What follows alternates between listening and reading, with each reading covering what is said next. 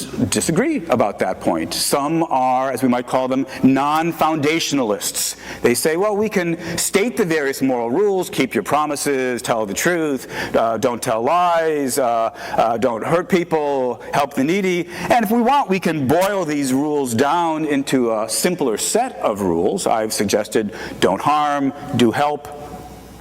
But there may be nothing at all deeper to be said about what makes those rules the valid rules. It's just an objective fact about reality that there are these categorical reasons. There are reasons to behave in certain ways versus other. So that's not just a matter of opinion. There are facts about what there are reasons to do. And these may be among the reasons that there's nothing deeper to say. But there are also philosophers who believe there is something more to say. And again, unsurprisingly, different philosophers will disagree about what that deeper story looks like. Let me give a very quick sketch of one such story. I think it's not bad as far as it goes. Ultimately, I think there's even more to say, but that would take us a rather long time to say that more, so let me just give you the quick sketch. It's a version of the view that's known as contractarianism. The thought is that the moral rules are the rules that we would give to one another to govern our interactions with one another, the rules that we would agree to if we were to set about trying to settle on a bunch of rules to govern our interactions under the assumption that we were perfectly rational. Nobody wants to follow rules that people accept because of mistakes in their reasoning. So imagine us, but soup ourselves up to be reasoning perfectly rational beings would agree to various rules to govern their interactions. And the rules that they agree to are the terms of morality. Now, there's different ways of running this contractarian thought. One version of it, which I have some sympathies to, adds an extra twist. The reasoning needs to take place behind a so-called veil of ignorance. The thought is, I'm not going to know while I'm engaged in this hypothetical bargaining session what my actual position in society is. I won't be able to try to rig things in favor of white males because I won't know that I'm a white male. So I argue from behind this veil of ignorance about my actual identity. So that's the basic thought. So here we have a kind of deeper story. Where do the moral rules come from? They are the rules we would give to ourselves to govern our behavior with one another insofar as we were perfectly rational. Does this capture a notion of objectivity for ethics? Seems to me the answer is yes. There's a fact of the matter about what it would be rational for us to agree to in terms of these rules. One might wonder, is the output of this hypothetical, imaginary bargaining session, are the moral rules necessary? Maybe that's another feature we're looking for in trying to genuinely get morality as opposed to merely the illusion or appearance of morality. And the answer to that is yes, I believe they are necessary. Now, if you're a non-foundationalist, if you don't think there is a deeper story of the contractarian sort that I sketched, or some other deeper story that other moral philosophers have sketched, if you're a non-foundationalist, you might just stop it right here. You might say, to say that murder is wrong is to say that there's a categorical reason not to murder, and this isn't a contingent truth, it's a necessary truth. It's a truth that obtains, as philosophers like to put it, in all possible worlds, that murder would be wrong. If we do go the contractarian route, then we instead might put our necessity a little bit deeper. We might say something like, the moral truths are necessary, but their truth is itself explained in terms of the social contract, and that in turn is explained in terms of the fact that there are certain truths about reasoning, and these are necessary truths. It's a necessary fact that perfectly rational beings would reason about what kinds of rules they wanted to give to one another in such and such a way. So I think we can get the necessity of morality as well. Here's a rather different objection that might get raised. We have the thought that morality involves commandments. We have the thought that morality involves requirements. We talk about moral laws. So sometimes it's suggested that where there's a commandment, there's got to be a commander. Where there's a law, there's got to be a lawgiver. Where there's a requirement, there's got to be a requirer. Who plays the role of commander, lawgiver, requirer? Well, it's got to be God. And so it turns out if we're really going to have the notion not just of moral reason to behave in this way or that way, but rather moral requirements to behave in one way rather than another way, then we need to appeal to God after all, to be the lawgiver. This is an argument that's been proposed by various theistic philosophers. Indeed, this very argument's been embraced by some atheistic philosophers who said, yeah, talk of moral requirements does presuppose a lawgiver. Now that I no longer believe in God, I believe there are no moral requirements. Now, I'm not myself inclined to go that way. I'm perfectly prepared to talk about moral requirements. I think it's a completely appropriate thing to do. In fact, it would be inappropriate, it would be just simply mistaken, full stop, to give up talk about moral requirements. So the question I want to push a little bit is it really true that requirements require a requirer? That's a mouthful.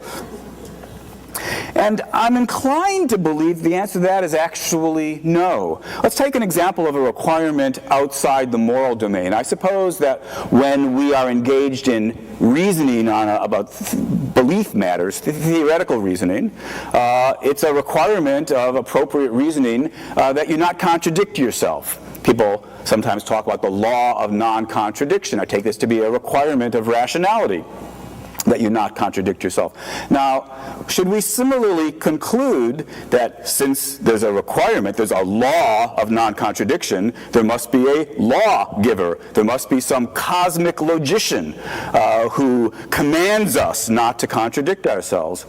Doesn't seem to me to be so. I mean, I can imagine that somebody does say that, but I don't myself feel the force of thinking if there's a law of non-contradiction, that is just to say that it's a claim that it's just fundamentally irrational to contradict yourself, I don't see any reason to conclude from that there must be some cosmic logician laying down that law. As we might put it, the logic of the word requirement does not actually entail the existence of a requirer. That's at least seems to me the most natural thing to say about the law of non-contradiction. If we want, we can say, I don't think any harm in saying that reason itself requires that you not contradict yourself. And that's fine. I don't have any problem talking that way. That just, of course, doesn't, I mean, it's talking about reason in a somewhat personified fashion, but no harm done as long as we understand there doesn't actually have to be a person who laid down the law of non-contradiction. Well, similarly then, I want to say that with regard to the various moral requirements, we don't need a lawgiver for them to be genuine requirements. If we want, we can say, and in fact it seems to be a perfectly legitimate thing to say, that reason requires that we act in accordance with reasons. It lays down these various categorical reasons not to harm people, to aid them. And so we can personify reason in that way, but all we just mean, I think, is that there are these compelling, decisive, objective, categorical reasons to behave in certain ways and not behave in other ways, or to reason in various ways. So I myself am skeptical of the claim that commandments require a commander, or requirements require a requirer, or that law requires a lawgiver. Still, some of you may be more sympathetic to that suggestion than I am. Indeed, some of my colleagues are more sympathetic to that suggestion than I am. It's important to bear in mind that although I have the particular views I'm laying down here, it's not as though all non-theistic philosophers think about these issues in exactly the same way. If you brought up four of us, you'd probably get four different stories about how to ground morality in a secular fashion. Some of my colleagues are more sympathetic to the thought that talk of moral requirement really does entail that there be somebody who's commanding us to behave accordingly. And then we might ask, well, if that's so, who could it be besides God? And the answer I want to give on behalf of those of you and my colleagues who are sympathetic to the suggestion, the answer should be all of us. We, the members of the moral community, are the ones who are laying down these requirements. That idea is especially, I think, a natural fit if we accept the contractarian theory that I was sketching, albeit too quickly, sketching in my earlier remarks.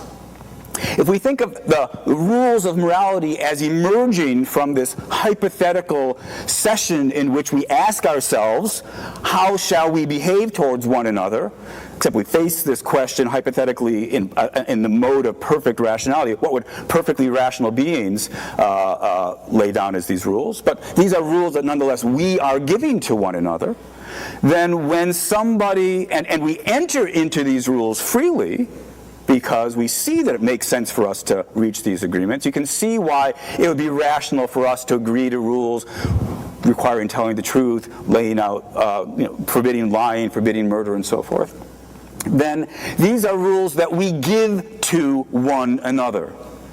And consequently, if somebody breaks those rules, they're not upholding their part of the social contract. And as such, the rest of us who are indeed limiting our behavior in keeping with this agreement, we can appropriately and with due authority turn to the person who's acting immorally and saying, you shouldn't behave that way. You're not keeping up your end of the bargain.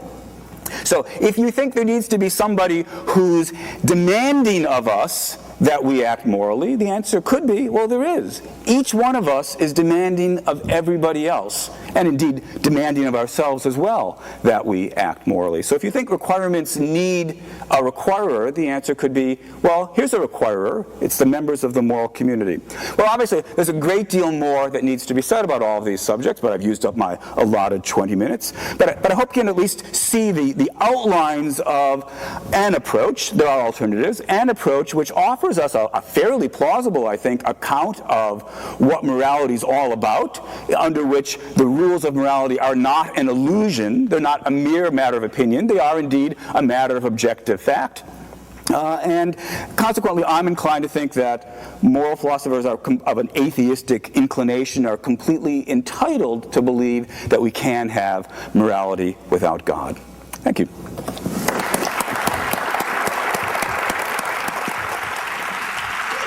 Thank you very much. I didn't realize it had been that many Veritas Forum events over these years. Good evening, and thank you very much. I am delighted to have the invitation from the Veritas Forum to participate in the dialogue tonight, and I want to say it's a tremendous privilege to be sharing the podium with so eminent an ethicist as Shelly Kagan. The question before us this evening is God necessary for morality? Notice what the question is not asking. We are not asking whether belief in God is necessary for morality. No one in tonight's discussion is arguing that in order to live a moral life, you need to believe in God. Rather, the question, as Shelly emphasized, is whether God is necessary for morality.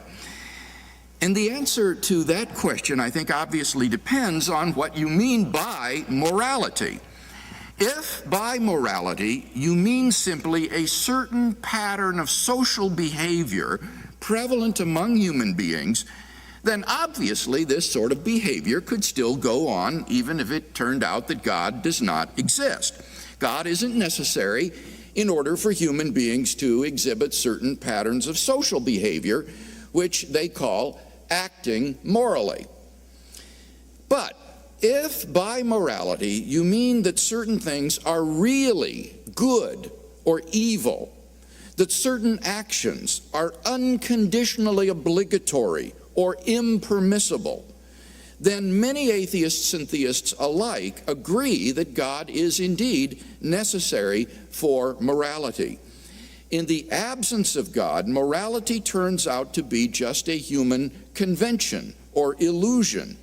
The same patterns of social behavior might go on without God, but it would be a delusion to think that such behavior has any objective moral significance. Accordingly, I'm going to argue that God is necessary for morality in at least three distinct ways. Without God, objective moral values, moral duties, and moral accountability would not exist. Let's look at the first point. If God does not exist, objective moral values do not exist. Now, when we talk about moral values,